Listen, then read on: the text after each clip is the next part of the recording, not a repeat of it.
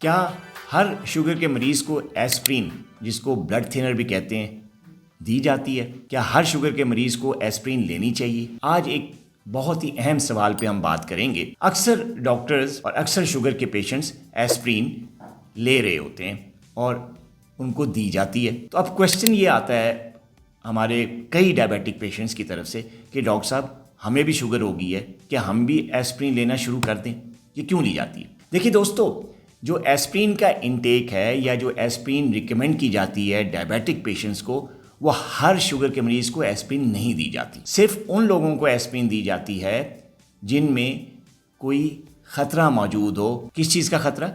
ان کی باڈی میں اگر اس بات کا خطرہ ہے کہ ان کو آئندہ آنے والے دنوں میں ہارٹ اٹیک ہو سکتا ہے، دل کی کوئی بیماری ہو سکتی ہے، ان کو فالج ہو سکتا ہے، تو پھر اس خطرے کے پیش نظر ایسپرین ڈائبیٹک پیشنٹ کو دی جاتی ہے، لیکن ہر ایک کو نہیں۔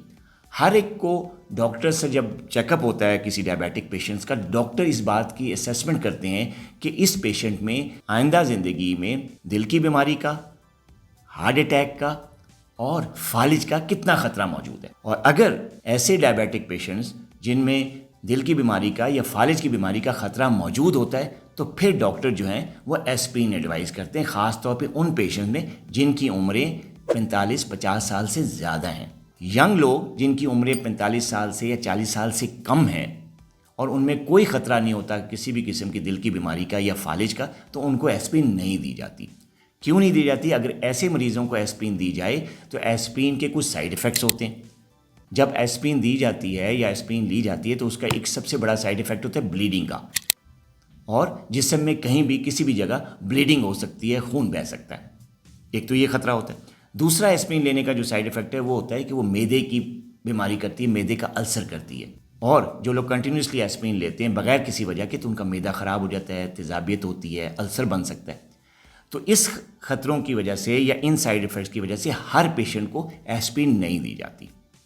اس بات کا فیصلہ پیشنٹ ٹو پیشنٹ ڈفرینٹ ہوتا ہے، اور ڈاکٹر اس بات کا فیصلہ کرتا ہے کہ اگر کسی ڈائبیٹک پیشنٹس میں، اس کی فیملی میں اگر ہارٹ اٹیک ہے یا فالج ہے یا وہ اسموکر ہے اور اس کا بلڈ پریشر بھی ہائی رہتا ہے، اس کا کولیسٹرول بھی ہائی رہتا ہے، وہ اسموکر بھی ہے، اس کا شوگر بھی اب ہو گئی ہے اس کو، تو اس بات کا خطرہ ہوتا ہے کہ آئندہ زندگی میں اس کو ہارٹ پرابلم ہو جائے یا آئندہ زندگی میں اس کو فالج ہو جائے۔ تو اس خطرے کے پیش نظر اس کو ہم کہتے ہیں پرائمری پریونشن۔